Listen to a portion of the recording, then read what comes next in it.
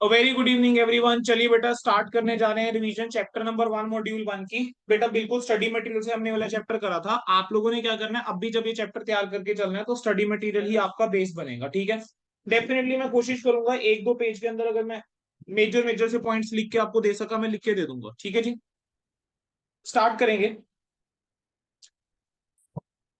बेटा with in half an hour मैं ये पूरा चैप्टर आपको रिवाइज करवा दूंगा। Half an hour maximum 30-35 minutes. ठीक है जी, शुरू करता हूँ। जो मेन मेन चीजें मैं आपको भी बताऊंगा जो आपको थोड़ी सी ध्यान रख के चलती है। बेटा जनरली एक्सेप्टेड अकाउंटिंग प्रिंसिपल्स क्या होते हैं? जनरली एक्सेप्टेड अकाउंटिंग प्रिंसिपल जो होते हैं बेसिकली वो common set of accounting principles हैं, स्टैंडर्ड्स हैं, जो प्रोसीजर है जो एक बिजनेस रिपोर्टिंग एंटिटी फॉलो करेगी या फॉलो करने चाहिए जब वो प्रिपेयर करती है और प्रेजेंट करती है अपने फाइनेंशियल स्टेटमेंट्स। अगर मैं गैप की बात करके चलूँ ना तो गैप ना कॉम्बिनेशन है। कॉम्बिनेशन किस चीज का? एक तो स्टैंडर्ड्स का जो भी पॉलिसी बोर्ड्स ने इशू करे हुए हैं और जो भी कॉमनली एक्सेप्टेड वेज होते हैं ना कि कैसे आप रिकॉर्डिंग करके चलोगे और कैसे आप रिपोर्ट करोगे अकाउंटिंग इन्फॉर्मेशन को, उसका। इंटरनेशनल लेवल पे अगर हम बात करके चलें बेटा, इंटरनेशनल फाइनेंशियल रिपोर्टिंग स्टैंडर्ड होते हैं। और इंडिया में अगर हम बात करके चलें, इंडिया में दो तरीके के स्टैंडर्ड मिलते हैं, एक अकाउंटिंग स्टैंडर्ड, दूसरा इंडियंस। अकाउंटिंग स्टैंडर्ड क्या है? अकाउंटिंग स्टैंडर्ड जो है वो रिटर्न पॉलिसी डॉक्यूमेंट्स होते हैं जो क्या करते हैं गवर्नमेंट ने इशू करे हुए हैं इन support with the other regulatory bodies. जहां पर एमसीए की बात हम करके चलेंगे अगर कंपनीज की बात है, ठीक है, तो एमसीए की बात आती है कॉर्पोरेट्स के लिए। MCA in consultation with NEPRA जो है वो स्टैंडर्ड इशू करके चलेगा। और कोई भी जो अकाउंटिंग स्टैंडर्ड होता है बेटा उसके अंदर चार मेजर एस्पेक्ट्स आपके कवर होते हैं। एक रिकॉग्निशन, दूसरा मेजरमेंट, तीसरा presentation and last one is disclosure. ठीक है, तो ये आपका बेसिकली आता है बेटा। जो बेसिकली अपेरेंटली पर्पस था स्टैंडर्ड सेटिंग बॉडीज का वो ये था कि हमने प्रमोट करना है या किस चीज को, that we have to promote, प्रचार करके चलना है किस चीज का, कि टाइमली इंफॉर्मेशन मिले और यूजफुल फाइनेंशियल इंफॉर्मेशन जो है वो इन्वेस्टर्स को मिले और स्टेक होल्डर्स को मिले जिनका भी कंपनी की इकोनॉमिक परफॉर्मेंस में इंटरेस्ट है। अकाउंटिंग स्टैंडर्ड के अंदर एक चीज करी गई कि उन्होंने जो भी आपके अकाउंटिंग ऑल्टरनेटिव थे उनको क्या कर दिया गया, रिड्यूस कर दिया गया। जो आप अकाउंटिंग ऑल्टरनेटिव यूज करके चलते हो, जैसे अगर हम देखें इन्वेंट्री के लिए वैसे तो फीफो मेथड भी है, लीफो मेथड भी है, ठीक है, वेटेड एवरेज भी है, बहुत सारे मेथड्स हैं। लेकिन लीफो मेथड जो है उसको नहीं करता था। डेप्रिसिएशन के अंदर बहुत सारे मेथड्स हमने पढ़े हैं, 10 मेथड हैं जो +1 की किताब में लिखे होते हैं। 2 मेथड आपको पढ़ाए जाते हैं फाउंडेशन लेवल पे, 6 मेथड आप पढ़कर आते हो। ठीक है, लेकिन अकाउंटिंग स्टैंडर्ड 10 जो है उसने रिस्ट्रिक्ट कर दिया है। स्टेट लाइन मेथड, डब्ल्यूडीवी और यूनिट्स ऑफ प्रोडक्शन मेथड के ऊपर मैक्सिमम चला जाता है, दैट्स इट। अब बाकी मेथड्स के बारे में बात ही नहीं करता। ठीक है, तो अकाउंटिंग स्टैंडर्ड ने क्या करा है बेसिकली, जहां पर भी ज्यादा ऑल्टरनेटिव्स अवेलेबल थे वहां पर कहीं ना कहीं रिस्ट्रिक्ट कर दिया, रिड्यूस कर दिया, एक रैशनैलिटी लाने के लिए कि कंपैरिजन करा जा सके फाइनेंशियल स्टेटमेंट्स का। तो अकाउंटिंग स्टैंडर्ड जो है वो किसके साथ डील करके चलता है, ध्यान रखना है, एमसीक्यूज की फॉर्म में भी पूछा जा सकता है, थ्योरेटिकली भी पूछा जा सकता है कि अकाउंटिंग स्टैंडर्ड मेनली 4 एस्पेक्ट के साथ डील करके चलता है बच्चों। एक, recognition ऑफ इवेंट्स और ट्रांजेक्शन इन फाइनेंशियल स्टेटमेंट, दूसरा इनकी मेजरमेंट, तीसरा प्रेजेंटेशन और फोर्थ आता है डिस्क्लोजर। ठीक है, तो ये चार चीजों के साथ डील करके चलेगा। अच्छा, अकाउंटिंग स्टैंडर्ड्स के अगर बेनिफिट्स के ऊपर क्वेश्चन आता है तो आपको 3 पॉइंट बेटा लिख कर आने हैं। पहला पॉइंट आप लिख कर आएंगे standardization of alternative accounting treatment, दूसरा लिख कर आएंगे रिक्वायरमेंट फॉर एडिशनल डिस्क्लोजर और तीसरा पॉइंट आता है कंपेरेबिलिटी ऑफ फाइनेंशियल स्टेटमेंट। ठीक है, standardization of alternative accounting treatment क्या है बेसिकली, अकाउंटिंग स्टैंडर्ड ने क्या करा है to a reasonable extent reduce कर दिया जहां पर भी कंफ्यूजिंग वेरिएशंस थी अकाउंटिंग ट्रीटमेंट के अंदर या प्रेजेंटेशन को लेकर, तो वहां पर उसने क्या कर दिया, पहले तक तो यहाँ पर रिड्यूस कर दिया या एलिमिनेट कर दिया है जहां तक पॉसिबल था। जो स्टैंडर्ड है, ठीक है, उन्होंने क्या करा है, रिफ्लेक्ट करता है बेसिकली एक कंसेंसस कि कौन सी अकाउंटिंग पॉलिसी यूज करी जाएगी डिफरेंट आइडेंटिफाइड एरिया में। कंसेंसस का मतलब क्या होता है, आपसी सहमति। जैसे इन्वेंट्री वैल्यूएशन के लिए, कैपिटलाइजेशन ऑफ कॉस्ट के लिए कह रहे हैं अब ये पॉसिबल नहीं है कि एक सिंगल लिस्ट प्रिस्क्राइब कर दी जाए कि भी एक अकाउंटिंग स्पेसिफिक अकाउंटिंग एरिया में कि ये पॉलिसीज यूज होंगी, एक सिंगल लिस्ट नहीं हो सकती है सारे एंटरप्राइजेस के ऊपर जो एप्लीकेबल है। ठीक है, सिर्फ स्टैंडर्ड्स के साथ कंप्लाई करना सफिशिएंट नहीं है। ये चीज ध्यान रखना, इट इज नॉट इनफ कि आप सिर्फ कंप्लाई कर रहे हैं स्टैंडर्ड्स के साथ और स्टेट करना कि हमने इसको फॉलो करा है। आपने जो अकाउंटिंग पॉलिसीज फॉलो करी होती है आपको उसको डिस्क्लोजर देना होता है। अकाउंटिंग स्टैंडर्ड 1 भी ये बात करके चलता है। रिक्वायरमेंट्स फॉर एडिशनल डिस्क्लोजर, कहेंगे कुछ एक एरियाज ऐसे हैं जहां पर इंफॉर्मेशन जो है वो स्टैट्यूटरी रिक्वायर्ड नहीं है आप डिस्क्लोज करो, लेकिन अकाउंटिंग स्टैंडर्ड जो है वो कहता है कि आपको अप्रोप्रिएट डिस्क्लोजर देके चलना चाहिए।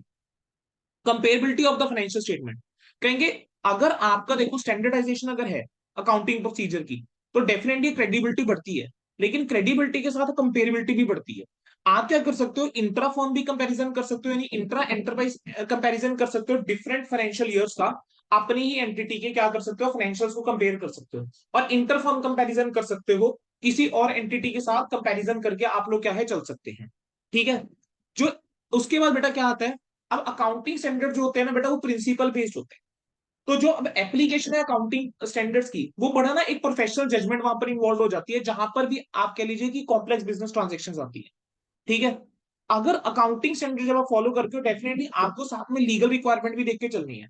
और अगर कहीं पर लीगल रिक्वायरमेंट कुछ और बोल रही है, अकाउंटिंग स्टैंडर्ड कुछ और बोल रहा है, तो वहां पर आपने लीगल की बात सुननी है, वहां पर आपने स्टैट्यूट की बात सुन के चलनी है। ठीक है। अगला जो एडवांटेज है, अनदर एडवांटेज जो आ जाता है स्टैंडर्डाइजेशन का, वो है कि क्रिएटिव अकाउंटिंग ये रोक देता है। क्रिएटिव अकाउंटिंग बेसिकली क्या कंसेप्ट है कि हम कह रहे हैं हमने अपनी अकाउंटिंग पॉलिसीज को जो है इस मैनर में रिड्यूस कर दिया, इस मैनर में ट्विस्ट कर दिया कि भाई जो इंटरेस्ट ग्रुप है उसके हिसाब से फाइनेंशियल स्टेटमेंट फेवरेबल हो जाए। बैंक के लिए अलग दिखा दिया, इनकम टैक्स के लिए अलग दिखा दिया। ठीक है। अपने प्रॉफिट्स को ओवरस्टेट कर दिया, एसेट्स को क्या कर दिया, बढ़ा दिया। ठीक है। राइट ऑफ कर दिया कैपिटल एक्सपेंडिचर, प्रॉफिट्स को कम करने के लिए अंडरस्टेट कर दिया एसेट्स को। मतलब अपनी कन्वीनियंस की अकाउंटिंग हमने एक बना दी। ठीक है। तो बड़ा बड़ा जरूरी हो गया था। अब ये प्रैक्टिसेस कैसे रोकी गई, इस प्रैक्टिसेस को तभी रोका जा सकता है भाई, आप कभी किसी चीज को कैपिटलाइज कर रहे हो, कभी किसी को रेवेन्यू में ले जाते हो।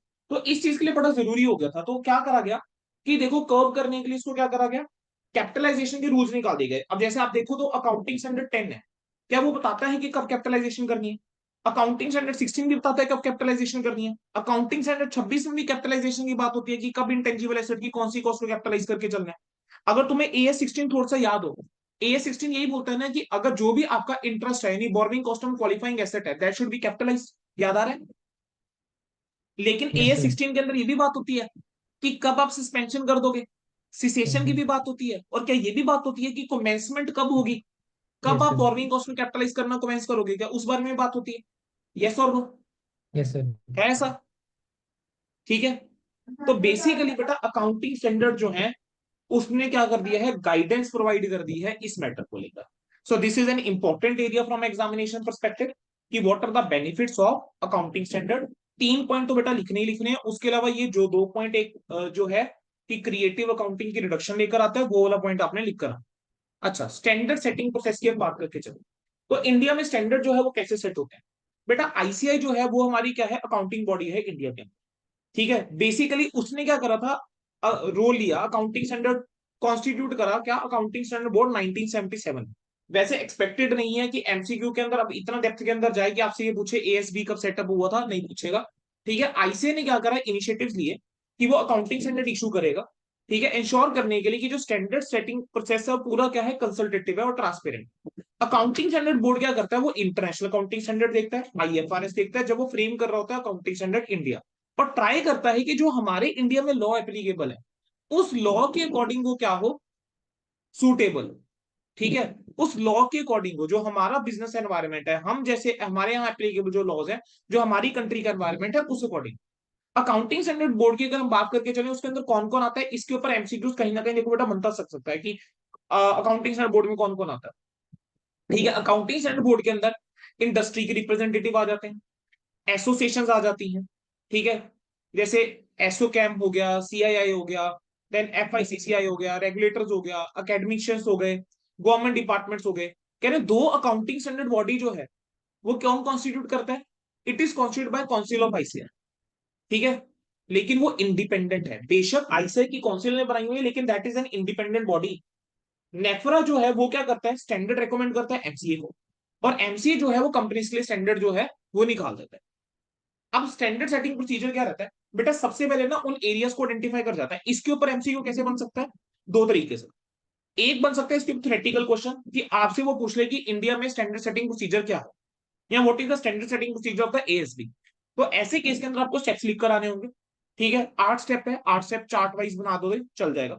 दूसरा तरीका क्या है, इसके ऊपर वो क्या बना सकता है, एमसीक्यू बना सकता है। और अगर आपको ध्यान हो, मैंने आपके पहले टेस्ट के अंदर वैसा एमसीक्यू एक फ्रेम किया था, जिसके अंदर मैंने आपको कंफ्यूज करने के लिए क्या किया था, पहले सारे स्टेप्स लिख दिए थे, फिर मैंने नंबरिंग शफल सी कर दी थी, ये चेक करने के लिए आपको पता है या नहीं पता। तो वहां पर मेजोरिटी का गलत था।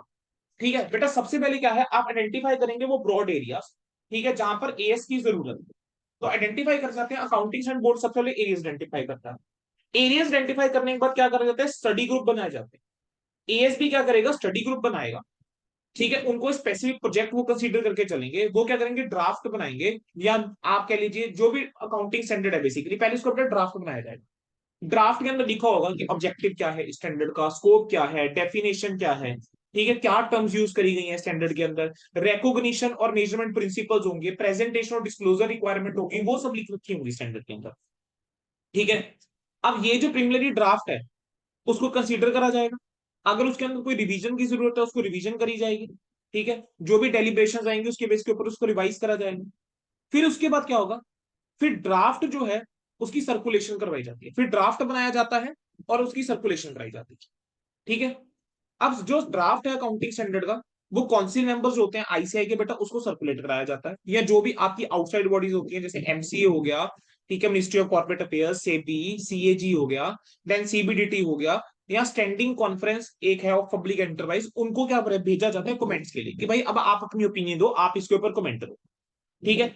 फिर उसके बाद बेटा ये जो स्पेसिफिक अकाउंटिंग आउटसाइड बॉडीज है ना, इनके रिप्रेजेंटेटिव के साथ मीटिंग करी जाती है, इनके साथ मिलके उनके व्यूज लिए जाते हैं ड्राफ्ट के ऊपर। फिर क्या करा जाता है, फाइनल करा जाता है एक्सपोजर ड्राफ्ट। जो भी प्रपोज अकाउंटिंग स्टैंडर्ड का ड्राफ्ट है उसको क्या फाइनल करा जाता है, और हम क्या करते हैं फिर उसको इशू कर देते हैं पब्लिक के लिए।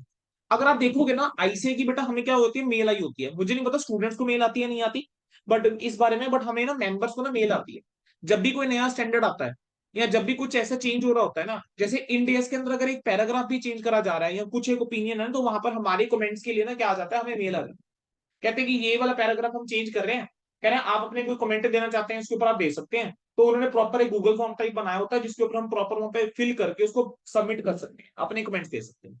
ठीक है।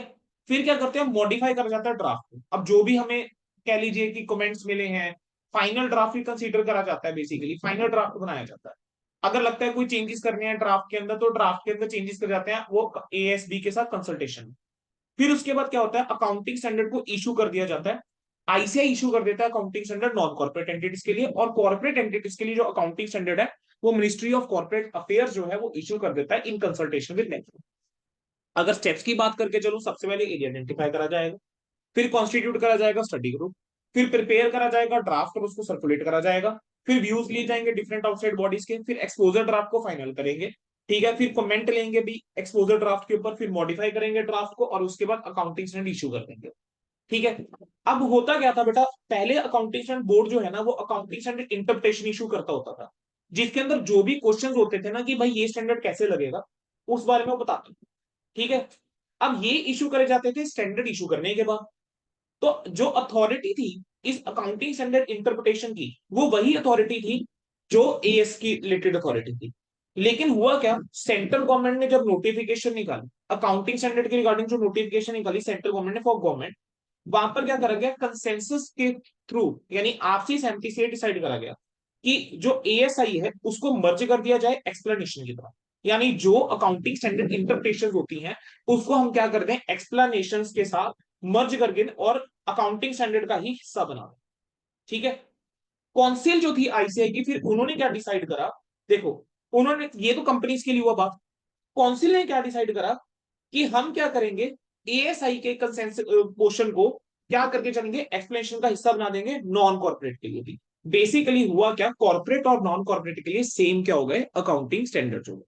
ठीक है। अब सेक्शन नंबर 133 है कंपनीज एक्ट का, वो कहता है सेंट्रल गवर्नमेंट जो है वो प्रिस्क्राइब कर सकती है क्या चीज, कि कौन कौन से स्टैंडर्ड हैं अकाउंटिंग के जो लगेंगे, या एडेंडमेंट जो है आईसीआई रिकमेंड कर सकती है। ठीक है, किसके साथ, in consultation and examination by natural. अब क्वेश्चन आता है सर कितने अकाउंटिंग स्टैंडर्ड है, सर अगर इसके ऊपर आपका एमसीक्यू भी बन सकता है, शायद मैंने टेस्ट के अंदर डाला भी, 29 बेटा अकाउंटिंग स्टैंडर्ड है, लेकिन 27 है जो आज के टाइम में इफेक्टिव। ठीक है। अब अकाउंटिंग स्टैंडर्ड 6 और अकाउंटिंग स्टैंडर्ड 8 है जो बेटा पहले होते थे, लेकिन वो विड्रॉ कर लिएगा। अकाउंटिंग स्टैंडर्ड 6 विड्रॉ करा गया था जब एएस 10 को रिवाइज करा गया था प्रॉपर्टी प्लांट इक्विपमेंट वाला, और एएस 8 विड्रॉ करा गया था जब एएस 26 लाया गया। ठीक है। तो इफेक्टिवली आप कह सकते हैं 27 अकाउंटिंग स्टैंडर्ड है। अब रिसेंट टाइम में क्या हुआ है बेटा, ग्लोबल अकाउंटिंग स्टैंडर्ड जो है वो इंप्रूव होते जा रहे हैं। बेसिकली जैसे जैसे ग्लोबल अकाउंटिंग स्टैंडर्ड इंप्रूव होते जा रहे हैं, तो इंडिया भी क्या करा हुआ है, उस चीज के ऊपर चला हुआ है, ताकि ग्लोबली हम उसको मैच कर पाए। तो इंडिया ने क्या करा, इंडियस जो है वो मैंडेटरी कर दिए कुछ एक क्लास ऑफ कंपनीज के लिए। अकाउंटिंग स्टैंडर्ड जो है उनको भी क्या करा गया, थोड़ा सा मॉडिफाई करा गया, रिवाइज करा गया। ठीक है। किस चक्कर में, कि वो जो है एट पार हो, यानी किसके साथ हो, जैसा इंडिया कहता है वैसा ही अकाउंटिंग स्टैंडर्ड बोले। तो कुछ एक फंडामेंटल चेंजेस करे गए हैं कुछ एक स्टैंडर्ड में, जैसे AS2 के अंदर करा गया, AS4 में करा गया, 10 में करा गया, ठीक है, 14 में करा गया, 21 में करा गया, 29 में करा गया। देन बेटा इस पर एक प्रॉपर आपको लिस्ट गिवन है कि कौन कौन से अकाउंटिंग स्टैंडर्ड है, नाम गिवन है, कब से एप्लीकेबल है वो गिवन। ठीक है, फिर उसका भी इन्होंने बताया कि हमने स्टडी मटेरियल में अकाउंटिंग स्टैंडर्ड कैसे बांटा है, अब इस टाइम पे चीज छोड़ दीजिए। ठीक है, अगला आता है स्टेटस ऑफ अकाउंटिंग स्टैंडर्ड। बेटा अकाउंटिंग स्टैंडर्ड जो है वो अकाउंटिंग स्टैंडर्ड बोर्ड जो है वो डेवलप करता है, ICAI का। इंस्टीट्यूट जो है वो कोई लेजिस्लेटिव बॉडी नहीं है, ठीक है, जो एनफोर्स करे उसकी कंप्लाइंस, ठीक है, with it standard only by members.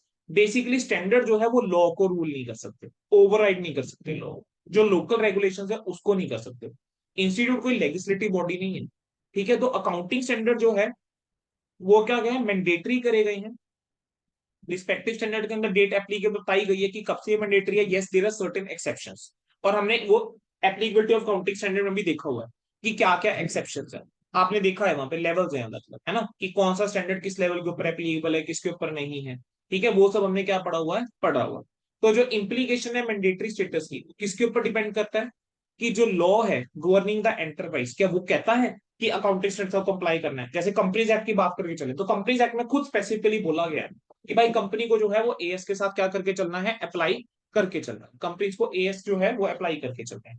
ठीक है बेटा, अब अगला जो हमारे पास क्वेश्चन आता है वो क्या आता है, अगला क्वेश्चन आता है what is the need for the convergence. ठीक है, कन्वर्जेंस की जो है वो नीड क्या है। ठीक है, Kanwar need for the convergence towards, need for the convergence towards global standard. ठीक है बेटा, अगर आप पिछले दशक की बात करके चलेंगे, लास्ट डिकेड की बात करके चलेंगे, यानी पिछले 10 सालों की बेटा अगर आप बात करके चलेंगे, तो ग्लोबल इकोनॉमिक स्टैंडर्ड्स के अंदर, ग्लोबल सिनेरियो के अंदर बहुत चेंज आया बेटा। जैसे बिजनेस करा जाता था उसके अंदर बहुत चेंज आया। ठीक है, आप ऐसे ऐसे बिजनेस देख रहे हैं जो कभी किसी ने सोचे भी नहीं होंगे, है ना, कैस किस किस तरह के आइडियाज आने लग गए। ठीक है, जूम के थ्रू, इंटरनेट के थ्रू, मतलब क्या क्या चीजें हैं बेटा जो होने लगी हैं, जो डेफिनेटली पहले जो है वो नहीं होती थी, राइट। अब क्या है, इसके अंदर क्या है, तो कुछ एक एस्पेक्ट्स हैं, ठीक है, which is required, which requires the need for convergence. पहला, raising funds from international market. कहेंगे हर कंट्री के क्या है, अपने रूल्स और रेगुलेशंस है। हर कंट्री के क्या है, अपने रूल्स और रेगुलेशंस है। ठीक है जी, अकाउंटिंग के लिए, फाइनेंशियल रिपोर्टिंग के लिए। तो जब एक एंटरप्राइज जो है, अगर मान लो वो क्या करना चाहती है, पैसा रेज करना चाहती है किसी और कंट्री से, तो बेटा जिसके अंदर वो लोकेटेड नहीं है, तो क्या उसको उसको उसके रूल्स और रेगुलेशंस फॉलो करने पड़ेंगे, बिल्कुल रूल्स और रेगुलेशंस कहीं ना कहीं तो फॉलो करने पड़ेंगे ना। ठीक है, तो आपको क्या करना पड़ेगा, अपनी फाइनेंशियल स्टेटमेंट को या आपकी फाइनेंशियल स्टेटमेंट जो है वो वैसे होनी चाहिए ना, कि भाई जो बाहर वाले लोग हैं, जो फॉरेन कंट्री के अंदर लोग हैं, उनको भी समझ में आए, कि एक कंपैरिजन करा जा सके, ठीक है, कंपेरेबल बन सके। तो क्या है, ट्रांसलेशन बड़ा जरूरी है। क्या जरूरी है, एक ट्रांसलेशन बड़ा जरूरी है, कि आपके जो फाइनेंशियल स्टेटमेंट है that should be at par with the global standards. जैसे ग्लोबल स्टैंडर्ड एप्लीकेबल है वैसे, तो होगा क्या, जो आउटसाइडर है उनका भी एक कॉन्फिडेंस बढ़ेगा, वो आपकी फाइनेंशियल स्टेटमेंट देखेंगे तो उनका भी एक कॉन्फिडेंस जो है वो बढ़ेगा। ठीक है, अगला क्या आता है, comparability of the financial statement. आप यहाँ पे कह लीजिए बेटा, जो इंटरनेशनल इन्वेस्टर्स होते हैं वो क्या करेंगे, कंपेयर करना चाहेंगे फाइनेंशियल स्टेटमेंट जो सिमिलर अकाउंटिंग स्टैंडर्ड के ऊपर बेस्ड है। ठीक है, तो इससे क्या हुआ, एक जरूरत पड़ गई, कैसी जरूरत पड़ गई, कि इंटरनेशनली एक्सेप्टेड अकाउंटिंग स्टैंडर्ड्स को फॉलो करा जाए। ठीक है, क्रॉस बॉर्डर फाइलिंग्स के लिए। ठीक है जी, तो क्या करा गया, जो फाइनेंशियल रिपोर्टिंग है उसको हार्मोनाइज करा गया, कॉन्फिडेंस रेज करने के लिए इन्वेस्टर्स का क्या करा गया है, जरूरी है कि कन्वर्जेंस करी जाए, जरूरी है। ठीक है जी, नेक्स्ट, यूनिफॉर्मिटी, कंपेरेबिलिटी और ट्रांसपेरेंसी। क्या होगा इसके अंदर, बेटा ये जरूरत महसूस करी गई कि अगर आपको यूनिफॉर्मिटी लेकर आनी है, कंपेरेबिलिटी लेकर आनी है, ट्रांसपेरेंसी लेकर आनी है, रैशनलाइजेशन लानी है, ठीक है, तो आपको कहीं ना कहीं कन्वर्जेंस की तरफ जाना पड़ेगा। अगर मल्टीपल टाइप के अकाउंटिंग स्टैंडर्ड है, ठीक है, तो डेफिनेटली एक रिलायबिलिटी कम होगी। ठीक है, क्योंकि डिफरेंट डिफरेंट तरह के अकाउंटिंग स्टैंडर्ड यूज हो रहे हैं, तो कहीं ना कहीं वो क्रेडिबिलिटी क्या होती है, वो कम होती है, जो उस अकाउंटिंग डाटा को देख रहे हैं। अननेसेसरीली कंफ्यूजन क्रिएट होगी, गलती होने के चांस होंगे। अगर मल्टीपल ऑप्शंस अवेलेबल हैं, डेफिनेटली फ्रॉड करने के भी कहीं ना कहीं अपॉर्चुनिटी मिल जाती है, फ्रॉड करने में फैसिलिटेट करता है वो चीज। ठीक है, अब इसका क्योर क्या है, कह रहे हैं आप ऐसा करो ना, एक सिंगल सेट ऑफ स्टैंडर्ड जो है वो आप लेकर आओ। आप क्या करो, एक सिंगल सेट ऑफ स्टैंडर्ड जो है, ग्लोबल स्टैंडर्ड्स आप लेकर आइए, जो हाई क्वालिटी के स्टैंडर्ड्स हैं, जो एक्सेप्टेबल हैं। ठीक है, अगर आपको मान लो ग्लोबल लिस्टिंग भी करके चलनी है, आपको क्रॉस बॉर्डर पैसा भी चाहिए, तो बेटर क्या है कि आप क्या करिए, ग्लोबल स्टैंडर्ड्स फॉलो करिए। आप क्या करिए बेटा, ग्लोबल स्टैंडर्ड्स फॉलो करिए। ठीक है जी, डन है जी, यस सर। यहां तक क्लियर है बच्चों? Yes yes sir. सर। अब अगला क्या आता है बच्चों, अगला जो हमारे पास पॉइंट आ जाता है, दैट इज योर, चलिए अगला पॉइंट हमारे पास आता है ग्लोबल इन्वेस्टमेंट। अब ग्लोबल इन्वेस्टमेंट देखो कहीं ना कहीं मोरलेस रिपीटेड ही चीजें लिखी हुई हैं घुमा फिरा के। क्या कहता है कि जो कन्वर्जेंस है फाइनेंशियल रिपोर्टिंग की और अकाउंटिंग स्टैंडर्ड की, वो एक वैल्यूएबल प्रोसेस है। ठीक है, जो कंट्रीब्यूट करता है कि फ्री फ्लो हो ग्लोबल इन्वेस्टमेंट, जिससे क्या होगा, सब्सटेंशियल बेनिफिट मिलेंगे जितने भी कैपिटल मार्केट के स्टेक होल्डर हैं। इन्वेस्टर्स की एबिलिटी बढ़ती है कि वो ग्लोबल लेवल पे क्या कर सकते हैं, कंपेयर कर सकते हैं इन्वेस्टमेंट्स को। जो रिस्क ऑफ एरर है वो कम हो जाएगा। अकाउंटिंग जो है उसमें हेल्प होगी, रिपोर्टिंग में हेल्प होगी। ठीक है, बेसिकली आपको अगर देखो, मैं अपनी फाइनेंशियल स्टेटमेंट बनाकर चल रहा हूँ किसी अकाउंटिंग स्टैंडर्ड्स के अकॉर्डिंग, बाहर कहीं बाहर कुछ और स्टैंडर्ड लगते हैं, तो मुझे क्या करना पड़ेगा, अगर बाहर से फंड रेजिंग करनी है, तो कहीं ना कहीं मुझे अपने अपनी फाइनेंशियल स्टेटमेंट को रीस्टेट करना पड़ेगा as per the accounting standard, as per the global accounting standard. So उससे क्या होगा बेटा, क्या कॉस्ट बढ़ेगी? डेफिनेटली वो एक अगर रीस्टेट करके चल रहे हैं, मेरी एक कॉस्ट भी बढ़ेगी। तो ठीक है, सो अगर ग्लोबल स्टैंडर्ड्स होंगे, डेफिनेटली वो कॉस्ट भी कम होगी, कंफ्यूजन भी कम होगी, प्लस ठीक है, अगर हम लिस्टिंग करना चाह रहे हैं कि भाई हमारी कंपनी जो है वो कहां पर लिस्ट हो, हमारी कंपनी जो है वो डोमेस्टिक कंट्री में भी लिस्ट हो, फॉरेन कंट्री के अंदर भी हमारी लिस्टिंग हो, तो कन्वर्जेंस जो है वो बेटा कहीं ना कहीं जरूरी है। बोलो बेटा, यहां तक क्लियर है? चलिए, इसका बेटा नेक्स्ट क्या है, इंटरनेशनल अकाउंटिंग स्टैंडर्ड बोर्ड। बेटा just give me a minute, पानी पी शुरू करता हूँ फिर। बेटा इंटरनेशनल अकाउंटिंग स्टैंडर्ड बोर्ड के ऊपर अब आ जाओ। ठीक है, आपको बेटा ऑफ कोर्स फुल फॉर्म पता होनी चाहिए, इंटरनेशनल अकाउंटिंग बोर्ड क्या होता है। ठीक है, पहले सुनेंगे क्या है। कहेंगे अब ग्लोबल स्टैंडर्ड सेटअप करने के लिए क्या करा गया, लंदन बेस्ड एक ग्रुप है बेटा, इंटरनेशनल अकाउंटिंग स्टैंडर्ड कमिटी। वो रिस्पॉन्सिबल है कि वो क्या करेगा, इंटरनेशनल अकाउंटिंग स्टैंडर्ड बनाएगा। तो आपको पता होना चाहिए इंटरनेशनल अकाउंटिंग स्टैंडर्ड कौन बनाता है, इंटरनेशनल अकाउंटिंग स्टैंडर्ड कमिटी, वो बनाई गई। ठीक है, ये कहां स्टेप का एस्टेब्लिश करी गई थी बेटा, जून 1973 में। आज के टाइम में उसको क्या बोलते हैं, इंटरनेशनल अकाउंटिंग स्टैंडर्ड बोर्ड। जो ये इंटरनेशनल अकाउंटिंग स्टैंडर्ड कमिटी थी ना बेटा, इसके अंदर 75 कंट्री से ज्यादा के प्रोफेशनल अकाउंटिंग बॉडीज थे, जिसके अंदर इंडिया भी है, जिसके अंदर, ठीक है, इंडिया भी है। तो प्राइमली जो है इंटरनेशनल अकाउंटिंग स्टैंडर्ड कमिटी जो है, वो पब्लिक इंटरेस्ट में बनाएगी कि भाई हम क्या करेंगे, फॉर्मुलेट करेंगे, पब्लिश करेंगे इंटरनेशनल अकाउंटिंग स्टैंडर्ड, जो फॉलो करे जाएंगे फाइनेंशियल स्टेटमेंट बनाने के लिए। इंटरनेशनल अकाउंटिंग स्टैंडर्ड जो है वो प्रमोट करे गए थे इस पर्पज के लिए कि जो हम ऐसे अकाउंटिंग स्टैंडर्ड बनाए, ठीक है, जो वो बनाए जो वर्ल्ड वाइड एक्सेप्टेबल हो। तो जो मेंबर्स है इंटरनेशनल अकाउंटिंग स्टैंडर्ड कमेटी के, उन्होंने क्या ली, एक रिस्पॉन्सिबिलिटी ली that they will support the standards. ठीक है, जो आईएएससी ने क्या करा है, डेवलप करे हैं, और वो क्या करेंगे, उन स्टैंडर्ड्स को अपनी कंट्रीज के अंदर प्रमोट करेंगे, प्रोपोगेट करेंगे। जो भी मेंबर्स थे, देखो आईएएससी का मेंबर कौन था, इंडिया। इंडिया का बेसिकली आईसीआई, इंडिया की अकाउंटिंग बॉडी है। तो आईसीआई ने क्या करा, जो इंटरनेशनल अकाउंटिंग स्टैंडर्ड थे, क्या करे, प्रोपोगेट करे हमारी कंट्री में। कैसे करे, थ्रू अकाउंटिंग स्टैंडर्ड, थ्रू इंडेस। ठीक है, तो 1973 से बेटा 2001 के बीच आईएएससी ने, इंटरनेशनल अकाउंटिंग स्टैंडर्ड कमिटी ने, इंटरनेशनल अकाउंटिंग स्टैंडर्ड निकाले। 1997 से 99 के बीच क्या हुआ कि इसको रिस्ट्रक्चर करा गया और international accounting standard board form कर दिया गया। फिर 1 अप्रैल 2001 से चेंजेस आए। सब्सिक्वेंटली क्या करा, इंटरनेशनल अकाउंटिंग स्टैंडर्ड बॉडी ने, इंटरनेशनल अकाउंटिंग स्टैंडर्ड बोर्ड ने स्टेटमेंट्स इशू करे, जो भी करंट स्टैंडर्ड थे और फ्यूचर स्टैंडर्ड्स को लेकर।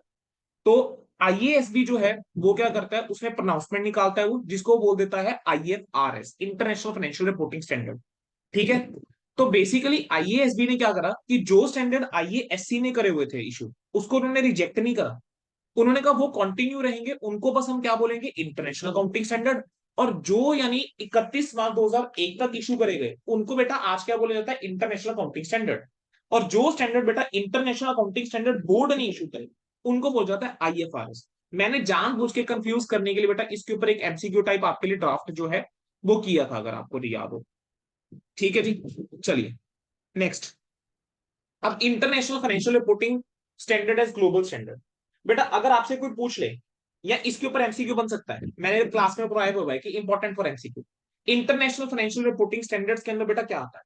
इंटरनेशनल फाइनेंशियल रिपोर्टिंग स्टैंडर्ड्स के अंदर जो आता है, ठीक है, वो हमारे पास क्या आएगा? आईएफआरएस जो इशू करे हैं आईएएसपी ने, international accounting standard which is issued by the international accounting standard committee, then interpretation जो स्टैंडर्ड इंटरप्रिटेशन कमिटी ने इशू करी हुई है, और इंटरप्रिटेशन जो इशू करी हुई है आईएफआरएस इंटरप्रिटेशन कमिटी ने ऑफ आईएएसबी, जिसको हम international financial reporting standard committee भी हम क्या बोल देते हैं, इंटरप्रिटेशन कमिटी भी बोल देते हैं। ठीक है, तो आईएफआरएस जो है बेसिकली क्या है, principle based set of standard है बच्चे। ठीक है, रेदर उसके अंदर पता क्या करा गया, अगर हम अकाउंटिंग स्टैंडर्ड देखोगे ना बेटा, अकाउंटिंग स्टैंडर्ड के अंदर फिर भी कहीं ना वो ट्रीटमेंट बताया गया कि इसका ये ट्रीटमेंट होगा। हमने अब तो सारे अकाउंटिंग स्टैंडर्ड पढ़ लिए हुए हैं ना। आपने एक चीज देखी है, अकाउंटिंग स्टैंडर्ड के अंदर कहीं ना कहीं एक ट्रीटमेंट बताया गया कि इसका ये ट्रीटमेंट करेंगे, इसका ये ट्रीटमेंट करेंगे, ऐसा है। लेकिन बेटा जब आप इंटरनेशनल फाइनेंशियल रिपोर्टिंग स्टैंडर्ड पढ़ोगे ना, यू विल रियलाइज कि वहां पर ट्रीटमेंट नहीं बताया गया specific. What they have done is कि उन्होंने कुछ एक रूल्स बता रखे कि भाई ये रूल्स लगे। ठीक है जी। अब बहुत सारी बेटा अथॉरिटीज ऐसी हैं जो अलाउ करती हैं पब्लिक कंपनीज को कि भाई तुम आईएफआरएस यूज करो लिस्टिंग पर्पस के लिए। जो बैंक्स हैं, इंश्योरेंस कंपनीज हैं, स्टॉक कंपनीज हैं, स्टॉक एक्सचेंजेस हैं, ठीक है, वो क्या कहती हैं, वो अलाउ करती हैं कि ठीक है, स्टैट्यूटरी उनकी रिक्वायरमेंट है कि आप क्या करो, अगर international financial reporting standard follow करो दैट इज ओके। तो जो आईएफआरएस है बेटा, उसका यूज जो है वो ग्रेजुअली बढ़ता जा रहा है। ठीक है, बहुत सारी गवर्नमेंट बॉडीज हैं, लेंडर्स होते हैं, रेगुलेटरी बॉडीज होती हैं, वो कहती हैं कि भाई तुम्हें आईएफआरएस के अकॉर्डिंग क्या करके चलनी है, अपनी फाइनेंशियल्स बनाकर चलना है। अच्छा, अब आईएफआरएस कॉम्प्लाइंट कैसे बन सकती है? देखो बेटा, अगर किसी भी कंपनी को आईएफआरएस जो है वो फॉलो करना है, आईएफआरएस क्या है, ग्लोबल स्टैंडर्ड्स हैं, इंटरनेशनल फाइनेंशियल रिपोर्टिंग स्टैंडर्ड्स हैं। किसी भी कंपनी को अगर किसी भी कंट्री को और आईएफआरएस कॉम्प्लाइंट होना है, तो बेटा दो तरीके होते हैं, एक है अडॉप्शन, दूसरा क्या है, कन्वर्जेंस। कन्वर्जेंस, अडॉप्शन का मतलब पता है क्या होता है? आपने क्या करा, एज इट इज जैसा आईएफआरएस है, आपने एक टाइमलाइन निकाल दी कि भाई इस दिन से इन वाली एंटिटीज के ऊपर ये वाले आईएफआरएस लगेंगे। दूसरा क्या है, कन्वर्जेंस। कन्वर्जेंस का मतलब क्या होता है, कंट्री क्या करती है, जो भी मतलब कंट्री ये लगा रही है, कन्वर्जेंस के थ्रू जा रही है, वो क्या करेगी, वो अकाउंटिंग स्टैंडर्ड डेवलप करेगी। ठीक है, जो अलाइंग होंगे किसके साथ, इंटरनेशनल फाइनेंशियल रिपोर्टिंग स्टैंडर्ड्स के साथ। ठीक है, अब वो क्या हो सकता है, या तो स्टैंडर्ड को अडॉप्ट करा जा सकता है, या तो पूरी तरह से हम पार्शियली। जो इंडेस है ना, अगर आप देखोगे, वो ऑलमोस्ट सिमिलर है आईएफआरएस की।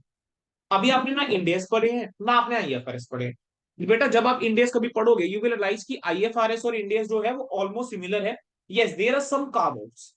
ठीक है, ताकि वो हमारी कंट्री के अंदर एप्लीकेबल आराम से हो सके। तो जो कन्वर्जेंस है आईएफआरएस के साथ, बेटा उसके क्या बेनिफिट्स है, अगेन अनदर क्वेश्चन, जिसके ऊपर क्वेश्चन जो है बन सकता है, कंफ्यूज मत हो जाना।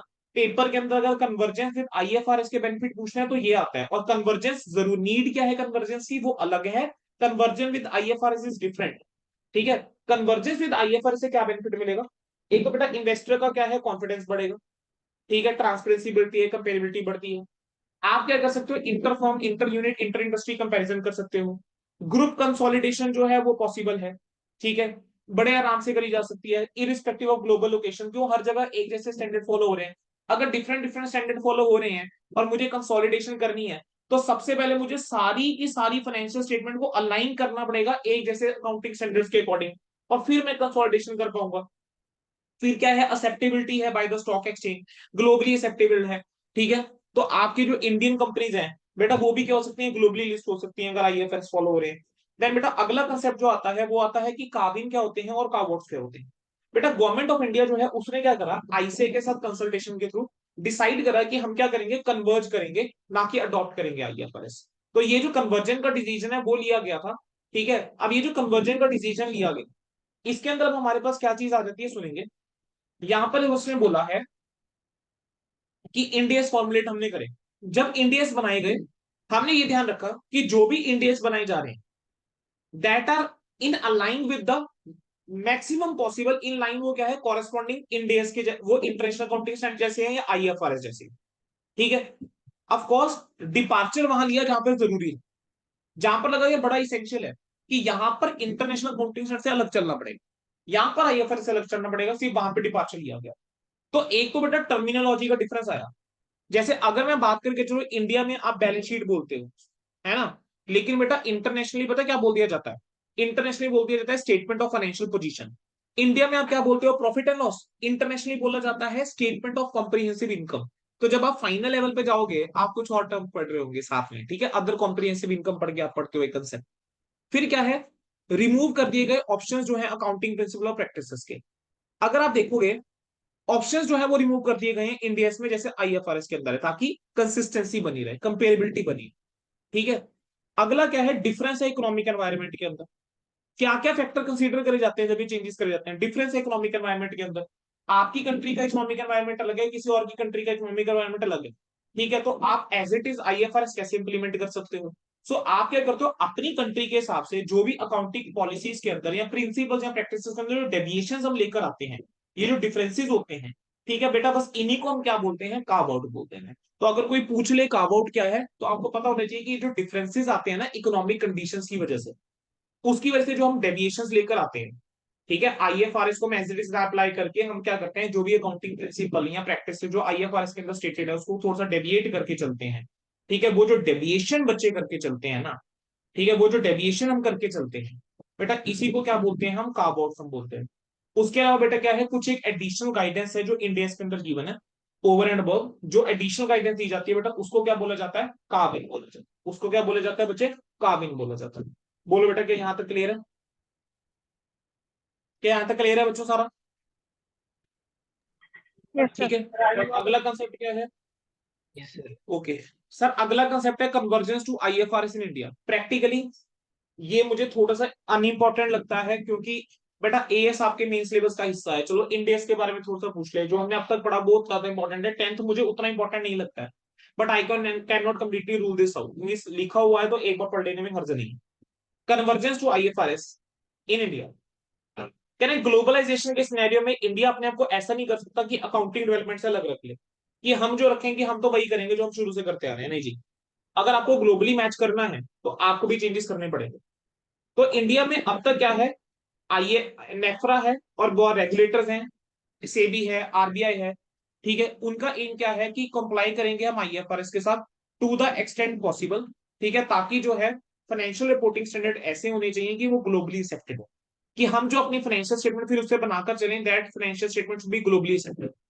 आईसीए जो है वो एक मेंबर है इंटरनेशनल फेडरेशन ऑफ अकाउंटेंट्स का, हमने पहले भी पढ़ा। तो वो आईएफआरएस को कंसीडर करता है, और उसने क्या कोशिश करी कि जिस एक्सटेंट तक पॉसिबल है हम अपनी कंट्रीज के लॉ के अकॉर्डिंग उस स्टैंडर्ड पर अप्लाई करें, ठीक है जी। इंडिया में क्या है, आईसीए ने काम करा है कन्वर्जेंस की तरफ, आईएफआरएस की एप्लीकेबिलिटी देखे इंडिया के कॉर्पोरेट एनवायरनमेंट के अंदर, ठीक है जी। तो आईसीआई ने इसके लिए क्या करा है, एक टास्क फोर्स बनाई, ताकि जो भी इश्यूज आ रहे थे कन्वर्जेंस के अंदर उसको देखा जाए। बेटा तभी तो इंडेस एप्लीकेबल होने में इतना टाइम लगा है। क्यों टाइम लगा? तुम्हें क्या लग रहा है कि इंडेस की एप्लीकेबिलिटी जो है ये अभी रिसेंट हुई है क्या? अरे नहीं भाई, इंडेस की एप्लीकेबिलिटी रिसेंट नहीं है। इंडेस जो है उसके बारे में बेटा पता है कब से काम शुरू हो गया था?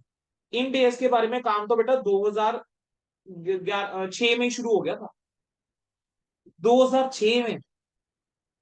लेकिन इंप्लीमेंट कब जाकर हुए हैं? इंप्लीमेंट होते होते बेटा 2000 अब क्या आ चुका हुआ है, 24 आ चुका हुआ है, अभी भी पूरी तरह का पूरी तरीके से इंडिया एप्लीकेबल नहीं है इंडिया में।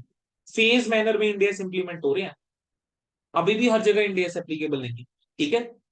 चलो, क्लियर है बेटा यहां तक? तो आईसीआई ने कन्वर्जेंस करने के लिए क्या करा है, देखो चार्ट की फॉर्म में इन्होंने दिया है।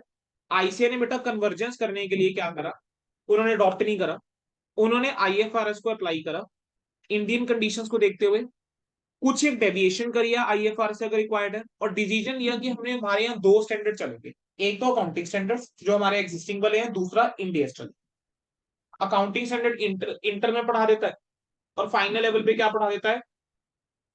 इंडियस पढ़ा देता है। अब इंडियन अकाउंटिंग स्टैंडर्ड क्या है बेटा, सुनेंगे। इंडियन अकाउंटिंग स्टैंडर्ड जो है वो आईएफआरएस कन्वर्स स्टैंडर्ड है। अगर इंडियस के बारे में पूछ ले क्या है इंडियस, इंडियस जो है वो आईएफआरएस कन्वर्स स्टैंडर्ड्स हैं जो सेंट्रल गवर्नमेंट ऑफ इंडिया ने इशू करे हैं under the supervision and control of the accounting standard of board in consultation with, ठीक है, नेफ्रा, ठीक है, in consultation with NEPRA. Now NEPRA जो है वो रिकमेंड करता है स्टैंडर्ड एमसी को। एमसी क्या करता है, स्पेल आउट करता है स्टैंडर्ड जो भी एप्लीकेबल है कंपनीज को। इंडियस जो है उनको बेटा नेम करा गया और नंबर करा गया उसी मैनर में जैसे कॉरेस्पॉन्डिंग क्या है आईएएस से, ठीक है जी। अब इंडियस की नंबरिंग कैसे करी गई है मैं आपको बता देता हूँ। इंडियस जो आईएफआरएस के अकॉर्डिंग है उसके अंदर बेटा 100 ऐड कर दिया गया। क्या ऐड कर दिया गया, 100 ऐड कर दिया गया। और आईएफआरएस के लिए क्या करा गया है, उसके अंदर एक है 100, दोबारा से सुनेंगे। इंडियस का नाम और नंबर ना सेम मैनर में करा गया जैसे कॉरेस्पॉन्डिंग आईएएस है, लेकिन जो इंडियस आईएफआरएस के कॉरेस्पॉन्डिंग है, ठीक है, मतलब मैं आपको ऐसा बोलूं कि अगर से आईएएस 10 है तो आप देखोगे इंडियस 10, ठीक है। लेकिन अगर मान लो आईएफआरएस है तो उसके लिए इंडियस के केस में तो क्या करा गया, आईएफआरएस से 16 है तो इंडियस 116 होगा, ऐसे, ठीक है। क्या ऐड करा गया, 100 ऐड, क्या ऐड करा गया बच्चे, 100 ऐड करा गया, क्लियर है। आईएफआरएस के लिए बेटा 100 ऐड करा गया, ध्यान रखिएगा। चलिए, अब हिस्ट्री क्या है IFRS converse Indian accounting standard की, इसमें ये दी है। कह रहे हैं first step towards IFRS, ISI ICI ने क्या करा, again this is another point which I feel which is not that important, आपने अपने लेवल पे एक बार रीड करना है बेटा, रीड कर लेना। बस कुछ नहीं उसमें बताया हुआ है। पहले 2006 की बात करी है कि इंडिया में अकाउंटिंग स्टैंडर्ड बॉडी जो है वो 2006 में बनाई गई थी, ठीक है, जिसका प्रोसेस क्या था कि हम आईएफआरएस की तरफ जाएंगे, इंटरनेशनली जो अकाउंटिंग स्टैंडर्ड है उसको हम अप्लाई करके चलेंगे, कन्वर्स करके चलेंगे, ठीक है। फिर ओरिजिनल रोड मैप के हिसाब से उन्होंने फिर 2011 के अंदर एक्सपेक्ट करा गया कि इंप्लीमेंट करेंगे, लेकिन इश्यूज आते गए, टैक्स के इश्यूज थे, एमसीए ने डिसाइड करा कि हम पोस्टपोन कर देंगे। फिर 2014 के अंदर क्या हुआ कि अर्जेंसी लगी कि हमें क्या करना पड़ेगा, कन्वर्ज करना पड़ेगा एग्जिस्टिंग अकाउंटिंग स्टैंडर्ड को, तो उसको करने में थोड़ा सा टाइम लगा। फिर अल्टीमेटली 2015 में जाकर बेटा ये चीज आपका इंप्लीमेंट होनी शुरू हुई और 1 अप्रैल 16 से क्या करा गया, मैंडेटरी करे गए और 1 अप्रैल 15 से वॉलंटरी बेस के ऊपर लगाए गए, ठीक है। बैंकिंग के लिए भी कुछ ऐसा बताया गया। अब इंडियस की बेटा देखो आपको एक लिस्ट की बना, आईएफआरएस 1 इसके कॉरेस्पॉन्डिंग जो है इंडियस 101 है, वही वाली बात भी देखो, एक है 100 ऐड हुआ है, आईएफआरएस था ना ये 100 ऐड हुआ है, ठीक है। और कॉरेस्पॉन्डिंग आपको अकाउंटिंग स्टैंडर्ड जो है बेटा वो गिवन है। आईएएस देखो, इंटरनेशनल अकाउंटिंग स्टैंडर्ड 1 था तो उसका नंबर भी क्या करा गया, इंडियस 1 करा गया, ठीक है जी। आपको कॉरेस्पॉन्डिंग एक लिस्ट गिवन है कंपैरिजन पर्पस के लिए। अगला क्या है, road map for implementation of Indian accounting standard, India में अकाउंटिंग स्टैंडर्ड जो है वो कैसे अप्लाई होंगे उसका एक रोड मैप दिया गया है। बेटा 1 अप्रैल 2015 में फर्स्ट फेज आया था, उन्होंने बोला वॉलंटरी बेसिस के ऊपर आप अप्लाई कर दीजिए अगर आप कंपनी है अदर देन बैंक, एनबीएफसी और इंश्योरेंस के लिए। 1 अप्रैल 2016 से उन्होंने बोला कि मैंडेटरी है किन कंपनीज के लिए।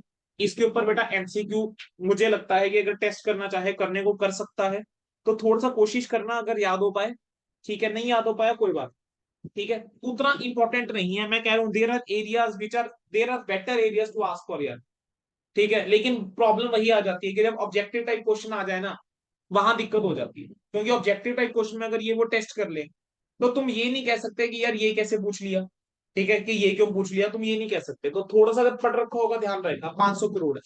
1 अप्रैल 16 से मैंडेटरी बेसिस पे बोला कि ऐसी कंपनी जो कि लिस्टिंग के अंदर आई, इन प्रोसेस ऑफ लिस्टिंग है, जिसकी नेटवर्क 500 करोड़ या उससे ज्यादा है, या अनलिस्टेड कंपनी जिसकी नेटवर्क 500 करोड़ या उससे ज्यादा है, पेरेंट सब्सिडरी एसोसिएट है। 1 अप्रैल 17 से मैंडेटरी बेसिस के ऊपर क्या बोला गया कि जितनी भी कंपनीज हैं जो कि लिस्टेड है या इन प्रोसेस ऑफ लिस्टिंग है स्टॉक एक्सचेंज के ऊपर, ठीक है, जो फेज 1 में कवर नहीं हुई थी उनको लगा के चलना है। अनलिस्टेड कंपनी जिसकी नेटवर्क 250 करोड़ से ज्यादा है, 500 करोड़ तक है, ठीक है। फिर कुछ एक स्पेशल पॉइंट्स इन्होंने दिए बेटा।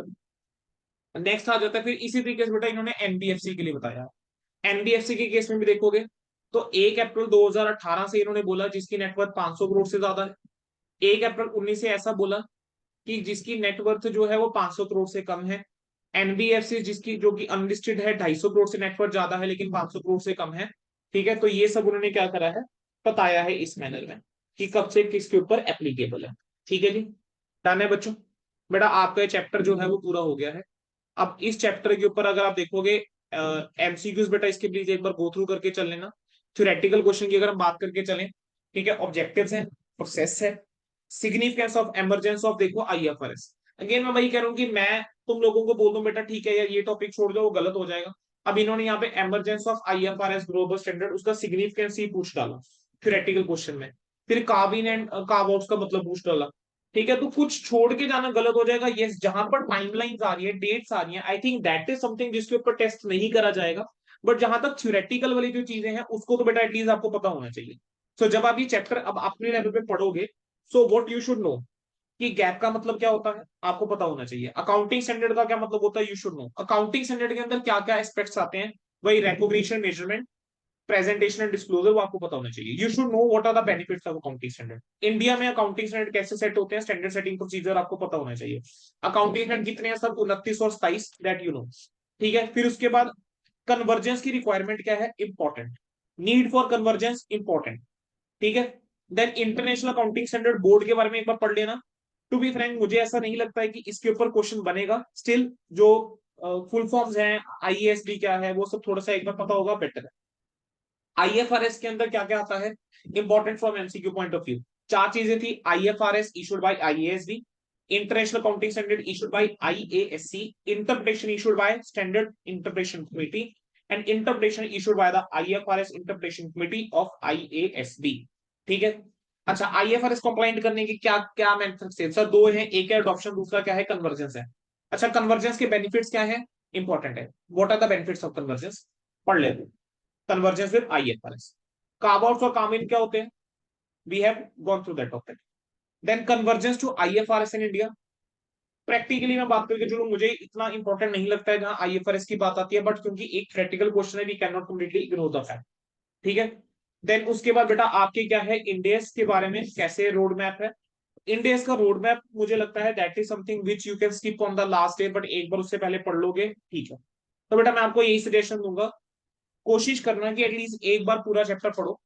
अदरवाइज जो मेजरली क्वेश्चन दिखते हैं, बेनिफिट्स, ठीक है, standard setting procedure, benefits of accounting standard, standard setting procedure, need for convergence, need for convergence, what are carving and carve outs. ठीक है, एटलीस्ट बेटा ये जो है basically objectives of accounting standard, basically ये जो चार क्वेश्चन इतना तो बेटा कर ले, ये कम से कम कोशिश करना कि ये आपके होने चाहिए। ठीक है जी,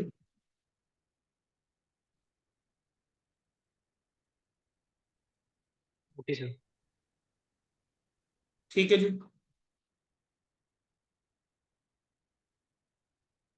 डन, हो गया रिवाइज बेटा। Yes sir. कितना टाइम लगा, I think almost 40 minutes, I think हमें लग गए हैं, 40-45 मिनट्स लग गए हैं। बट इतना पक्का है कि अगर खुद से करने बैठते तो इससे तो हमें ज्यादा टाइम लगने वाला।